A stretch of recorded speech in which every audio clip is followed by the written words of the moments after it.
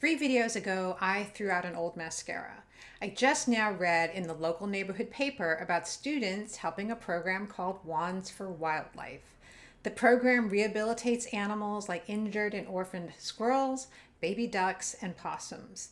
They use mascara wands to remove fly eggs, insects, and larvae from the animal's fur so they don't get skin infections.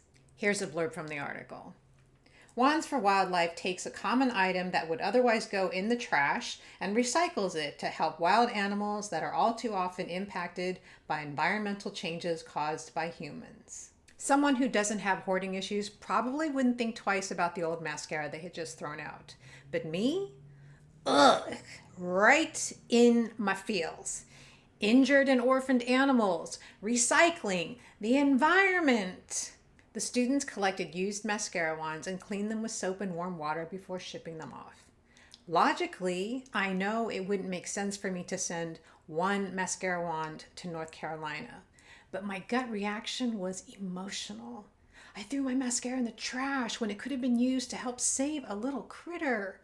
And then I had to work my way out of the tangle of dysfunctional thoughts. Aside from the physical managing of stuff, what I find so exhausting and draining about recovering from hoarding disorder is the cognitive dissonance. Constantly having to talk myself off the ledge for so many things that cross my path. I used to think about alcoholism or drug addiction versus an eating disorder, and by no means am I minimizing any of these issues. With alcoholism or drug addiction, you can practice abstinence. But with an eating disorder, you can't abstain from food. You gotta eat. With hoarding disorder, I face challenges not just with food, but with every bag, box, piece of mail, email, text message, voicemail, receipt, jar, paper towel, paper clip, every damn rubber band they insist on putting around my egg carton. Even after psyching myself up and pushing myself to finally throw out one old mascara, now I'm grappling with this new information about Wands for Wildlife. The other morning, as I was taking out my used paper coffee filter to compost, a thought popped into my head. Gosh, I could dump the coffee grinds and reuse the paper filter. What the what? For decades, I've used a new paper coffee filter each time without issue, and now suddenly this thought to reuse them comes out of nowhere. Why? I have no idea. I'm not trying to come up with ideas like that. It just popped into my head spontaneously.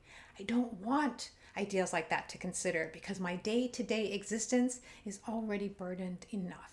I feel like those notions that come up unsolicited, if I don't consciously check them, if I'm not deliberate about nipping them in the bud, that's how hoarding disorder gets progressively worse. Because when I'm on autopilot, reusing something just because I can, or saving something just because I could repurpose it, I'm reinforcing that behavior. I'm allowing it to get stronger and become more ingrained. It's mentally draining to feel like I'm at odds with my own mind 24/7. But I don't want to give in to the dysfunctional thoughts and behaviors. I remember an interview with a novelist whose artist brother had schizophrenia and ended up taking his own life. They were very close, and she spoke so highly of him, describing him as the most reasonable, crazy person you've ever met. At the end of the interview, she said, "I feel such sympathy for people whose minds won't line up with the dominant mainstream consensus on what is real.